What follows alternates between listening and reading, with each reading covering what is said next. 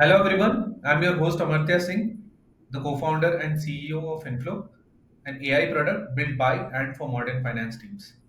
So we are back with the 15th episode of our podcast inside the CFO Office series, an exclusive channel for finance professionals and leaders for you to know more about their journeys and how they became trailblazers in the CFO office. In today's episode, we are diving deep into the critical role of controllers as a finance leader. We are incredibly excited to welcome Alex, a seasoned finance executive with a remarkable career journey that highlights the evolving impact of the controller functions across various stages of business. With over a decade of experience, including significant leadership roles at Clio, experience at Deloitte, and early controllership experience at Markit, Alex has proven expertise in financial strategy, corporate control, and operational experience. Currently, the VP Finance at Clio, a leading cloud-based legal technology company, Alex has been instrumental in navigating rapid growth and complex financial landscapes. His journey across firms exemplifies how the controller role is no longer just about compliance, but about driving strategic value. So, welcome, Alex. Great to have Yeah, you it's with an us absolute pleasure. today. Thank you, Martia. Thanks, Alex. Let's jump into the podcast and Let's do it. great. So I think from the first question perspective, I would like to delve into your journey, right? So you moved from audit and assurance at Deloitte across different roles to culminating into BP Finance at Clio. So could you walk us through that transition and some of the key milestones or decisions that shaped Yeah, your path? absolutely. Maybe I'll start with some context. When I first launched my career, it was right around the tail end of the 2008 financial crisis. And so, being a business school graduate was not the most productive job market out there. So, I went down the path of joining Deloitte and specifically the audit field to try and open as many doors as possible for me. I didn't really know what I wanted to be when I grew up. And so I figured, well, with audit, I'll get to see all kinds of different companies and industries and so on and so forth. And I took full advantage of that. So, I did oil and gas. I did a silver mine in Guatemala. I did an Aboriginal government in Northern Canada. Sort of you name the industry, I was able to work in it. Through this process, what I ultimately discovered about myself is that my personal values and where I wanted to grow my career best aligned in the technology and software space. And so at that point, I made it my mission to get as much exposure to software companies in the industry as possible. Ultimately, I left Deloitte to join a software startup that serviced the dental industry. And that was a wonderful experience for me in that I was a team of one. And so I got to see the entire finance operation. The buck ultimately started and stopped with me in everything to do with money in that company. So I spent about a year there and learned a ton and really got grounded in what operational and financial insights were needed to run a business successfully. But I figured, look, I'm not growing at the rate I want to. One of my key values is I always want to be learning and growing and developing skills. It's something that's really important to me. And so I ended up going back to Deloitte as a manager in their software practice, essentially, of private companies. So I spent a few more years really strengthening my people leadership, learning a lot about that, getting more exposure to excellent scaled tech companies to learn how they were doing things right, and ultimately left again after a few years to Clio. And at Clio, it's been an absolute rocket ship. So since I joined the company nearly 7 years ago, we've tripled or quadrupled pretty much every financial metric you can think of. We've closed three record breaking private financings. Last year, we closed the largest ever private tech finance in Canadian history, which valued the company at 3 billion US. We've bought, I don't know, half a dozen companies by now. So I've been able to grow and really level up and always be raising the bar with this company on its journey through hypergrowth and scaling. Got it. All right. Thanks, Alex, for answering the question. I think a couple of pointers stood out, right? One aspect was movement from Deloitte and working in software technology company, then going back to Deloitte in terms of the technology side. So I think you love technology, and that has been a continuation of your experience at Clio as well. I think I also agree. I mean, historically, if you see, there are multiple industries, right? There is construction, manufacturing, and different industries. Technology has come up over the last 2 3 decades, right? And the challenges that are there in finance functions are ever evolving in the technology segment, right? And with AI coming into the picture, it's even going to get more, really more and more challenging and interesting. We'll come to the AI aspect and technology aspect in a bit, but love your answer in terms of understanding how to go about the technology bit of it. Right. So thanks for answering the question. I think let's move to the next question, and would love to know about your experience at Clio. Right. You have been a finance leader at Clio and driving it through significant growth. What has been that experience for you, and what are some of the most impactful lessons that you have learned while leading a finance function in a Yeah, dynamic tech great question. environment? So, look, my time at Clio has been the greatest privilege and challenge of my career. What I think is special and unique about it is this company has been on an incredible trajectory of growth and excellence. And I've been given the opportunity to step up and raise the bar along with everyone else in the company. So, to just kind of ground that in some context, when I joined Clio, the finance team was 5 people. And today we're something like 60. So the breadth and depth of talent and skill and experience and specialization has been nothing short of transformative over the last 7 years. We have worked harder than I've ever worked in my career. I've worked more hours, I've cried more tears, but it's also been the most rewarding work of my career because we've been able to see how our blood, sweat, and tears has directly supported things like that $3 billion financing we completed last year, or $1 billion financing, I should say, at $3 billion valuation. What I'll say just in terms of learning, what I would share is as a leader, specifically transforming and building a team around you, I think one of the most important critical factors for success there is really thoroughly understanding your values as a leader and making sure that all of the decisions that you make and the people that you hire are grounded in those values. And so, what I mean by that is that we live in a world of absolute asymmetry. And as your team gets bigger, as it goes from 5 people who you know personally very closely to 60, where you might not even remember their first name until a few weeks or months later, that information asymmetry increases exponentially. And so, one way you can make sure that your managers, your layers of leaders throughout the company are reflecting the way that you want things to be done is to be really strict and hard on what your values are. And so I'll tell you what mine are. And this has been a journey that I've taken 5 or 6 years to develop and understand myself. Is as a team, we have 3 values that we really focus on. First is excellence. So we do things right, we do things the best that we can. We're always proud of our work. And that's really important. That's a question that we ask sometimes. Are you proud of this? Was this the best effort you could have given? Number 2 is integrity. We always do things right. And so there's a lot of times in finance where you can cut a corner or maybe not complete your documentation or something and hope it just doesn't get found. And we try and really root and stamp that out. So we have to stand by everything we do with a high degree of integrity. And the final value that we have is empathy. We work people really hard at Clio and on my team specifically. We expect a lot of folks. And you can't treat people like robots or an AI, if you will. They're still people. And so if somebody needs to take a week off because their dog is sick, they get that week off. And everyone will work a little bit harder to cover for them, knowing that when they need to take some time to recover, whatever, they'll be supported by the rest of their team. So we, with a pretty tight iron grip, make sure that all of our leaders and all of our people throughout the team are reflecting those values. And we intervene when we see things that aren't value aligned. What that does is that makes sure that the entire org is working exactly to the beat of the drum that I want them to. And that's let me create a super empowered, super strong, world-class finance team at 10x the scale it was when I first showed up. Got it. I think great answer. It must have always been interesting from starting. You also mentioned that, you were leading a team of one person and going up to 60. That itself is a lot of learnings. And I mean, handling a bigger team is difficult, but it's very important to have a set of principles or the values that you are talking about because it sets the culture within the company and everybody just adheres to those values.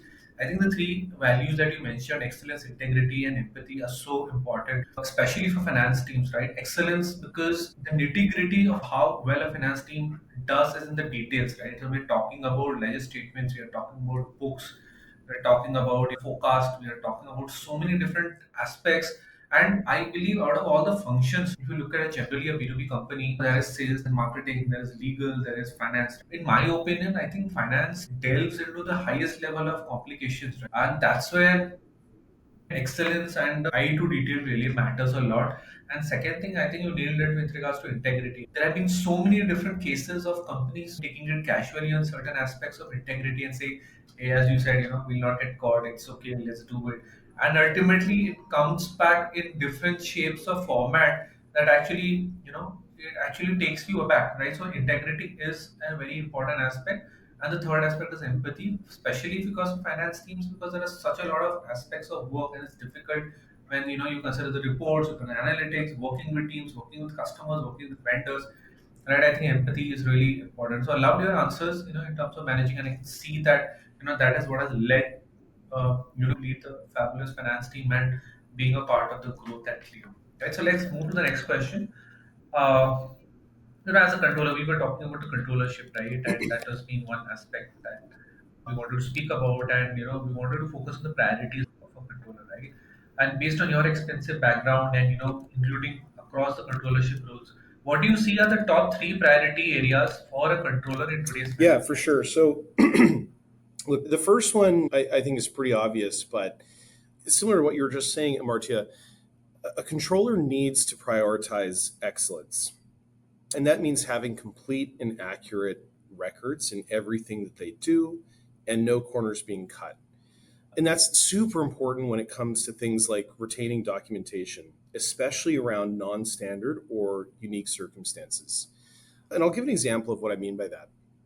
Here at Clio, we several years ago ran a sort of a one time incentive that was very complex in how it ended up affecting our revenue and our accounting. Very successful. It resulted in us getting a lot of customers, but it made the revenue numbers look weird. We kept really strong records of that, kind of ridiculously so. And I think a few of my team members are still mad at me for how much work I made them do to keep that. But the benefit was when we did our financing last year, we did a quality of earnings report, and we were able to, through that really strong documentation, get credit for all of those temporary incentives, massively increase our revenue in the historical period, and ultimately drive a higher valuation for the business. I'm really proud of that because I think there are tens or maybe hundreds of millions of dollars belonging to that enormous Excel spreadsheet in how much value it was able to create for us on the revenue side. And we had no idea 5 years ago that that's how that Excel spreadsheet would be used. But we knew that, look, this is something weird. In 5 or 6 years, when Alex isn't here, no one's going to know what this is. We need to leave that trail of breadcrumbs. So, look, that's hard. That takes work. And it can often be work that isn't valuable because nobody ever looks back and asks about it. But if you prepare it, in those rare circumstances where it comes up, you're going to be the hero. Number two is I would say you really need to focus on relationships. And that's really closely related to my third priority, which is around storytelling. Ultimately, I see there being almost like two classes of controller. There's one class that's a bookkeeper that ensures your records are complete and accurate. And there's one who's a storyteller, who's a strategic advisor, who helps the business understand itself through numbers. And the best way that you can set yourself up to tell that story is by having frequent and deep touch points with leaders throughout the business. You need to be able to have insights into what sales and marketing are focusing on to help rationalize and talk about the increase in headcount costs, so on and so forth. And so the simple truth is, and I think a lot of folks, myself included, by the way, struggle with this, is that we find a great deal of comfort in our spreadsheets, in numbers, in things that are black and white. And I personally don't love spending time just shooting the shit with people and building relationships when I could be getting some of my work done, But what I've come to realize and grow into is that those relationships are a key part of my job. And they're a key differentiator in my ability to be a strategic advisor as opposed to, frankly, a bookkeeper. So they're sort of related, but you need to be focused in prioritizing building relationships with leaders throughout your business, and then being able to tell stories and contextualize your numbers and what's really happening to the business, or what it could mean for the business going forward. And by the way, I'll just add there real Right. quick on the storytelling aspect. This is an area where I think AI has a huge opportunity to help folks, especially folks like me that Right. feel a lot more comfortable in the numbers than the storytelling, is pumping things through Gemini or ChatGPT and asking it to help you understand the trends and start crafting those stories based on the metrics that you're seeing. Yeah. Love your answer, Alex. I think the three aspects that you covered, right? One is excellence. I think we covered the excellence in the last answer as well. And it's important from a controllership perspective as well. The excellence is very important to prioritize what are the key aspects of excellence that you need to look and how to become better at that. I love the second and third part, right? Which is relationship. I believe that, historically finance leaders or finance teams have considered to be like, detail oriented or, reports oriented, and you have to do your excels well, you have to do your data books well, you have to do these things well. But I feel over a point of time, especially over the last 4 5 years, I believe finance professionals have become a key part of the overall growth of the company, right? And when we are talking about growth or we are talking about strategic growth, it involves a lot of team members. It involves the business side, it involves the marketing side, it involves customers, it involves vendors, right? And there is internal team. How are you managing your relationships, right? So this relationship cuts across multiple aspects, and that also derives to the other point that you mentioned about storytelling. I believe, and this is also, again, in my opinion, it's happened over the last 4 5 years where there's a lot of say that or a lot of value that finance leaders get to the table to the CEOs in terms of what is the vision of the company, where the company is headed towards. Should we build something? Should we do something? Should we not do something? How should we grow? Obviously, all of these are linked with the entire aspect of financing. But I think the storytelling aspect is very important because the storytelling from a finance leader perspective adds a lot of value to the CEO, and connects with the financiers. It connects with the overall growth that you want to do. Even if you're getting listed tomorrow, you are publicly listed, then also you have investors. So all of these places, the storytelling aspect is really important, right? So love your answer in terms of how the controller should look at the overall finance function. Let's move to the next question. And we were talking a little bit about AI and the impact of Gen AI in your own work with regards to ChatGPT or Gemini, right? And we'd love to know, I mean, we are talking about technology, right? What's your take on current ERP and other finance softwares? And do you believe AI can truly disrupt the CFO tech Yeah. stack? So, yes, absolutely. I believe that AI can disrupt the CFO tech stack. Now, look, here's what I'll say, Amartya. Accounting is really hard and complicated. And I know from an outside perspective, you may not see it that way, but once you get cross jurisdictional, cross currency, getting into consolidation, so on and so forth, it gets really, really complicated. So I don't think it's going to be easy to disrupt, because building a system that can work for a mom and pop shop and for a multinational global company is really, really tough. That being said, the ERPs we do have, NetSuite, Sage, so on and so forth, are, in my opinion, stuck in a 20-year-old user interface and experience, and frankly, billing model as well. It's essentially a duopoly, if you will, or an oligopoly that has meant that there isn't the right competition in place to continuously iterate and improve and innovate. So we're all desperate, I think, for a modern tool, for something that's going to take advantage of all of the developments in software and technology for the past 20 or 30 years. But I don't know where that's going to come from. I'll also say that, in particular, I think transactional operational things like accounts payable, reading invoices, reading expense reports, picking out the right GL account, and accounts receivable, which I'm sure you can speak to in great depth, are particularly good places for AI to start delivering value right out of the box immediately. So, I mean, I'd love to have a conversation, get your perspective as well, but to me, it just seems self evident that our tech hasn't really changed in 30 years until AI. And I don't see the ERP yet being disrupted, but it needs to be.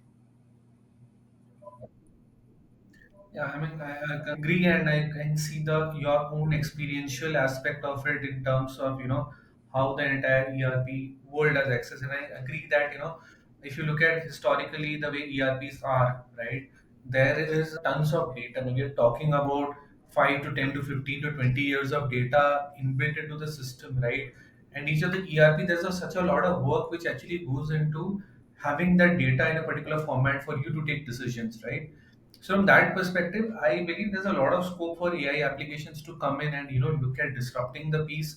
We are talking about AP, we are talking about AR, we are talking about from the FP&A aspect, we are talking about basically how can you use generative AI to make ledger entries, right? And that's one of the popular use cases that has come out. So there are tons of AI applications that are coming in, and there were always was AI in terms of predictive AI, maybe mainly, but right now, what has happened is even generative AI coming into the picture and multiple other AI. We're looking at NLP, we're looking at machine learning.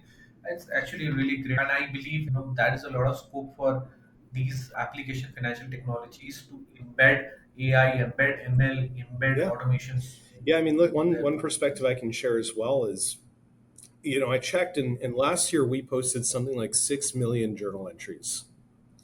So if you think and just cast that back 5 or 6 years, we're in the order of perhaps 40 million, 50 million journal entries.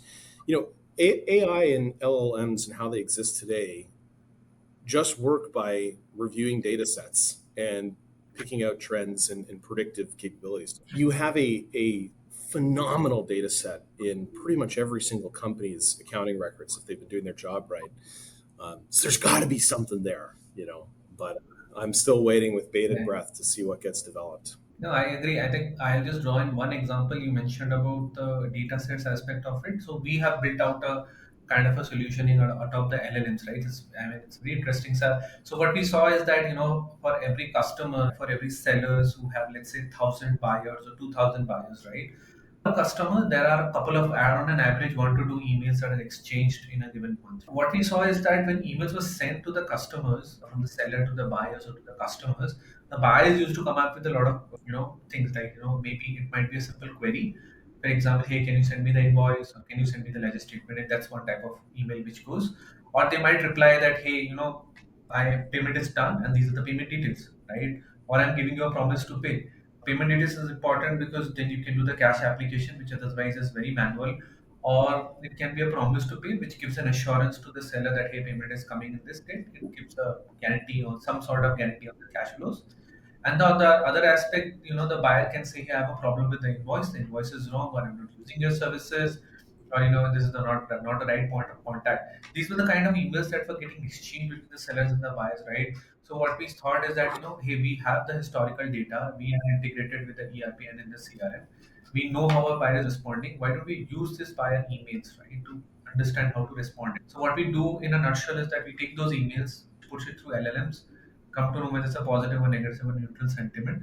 Based on that, we build a workflow. If it's a general invoicing ask, we just nobody needs to type and nobody needs to do something.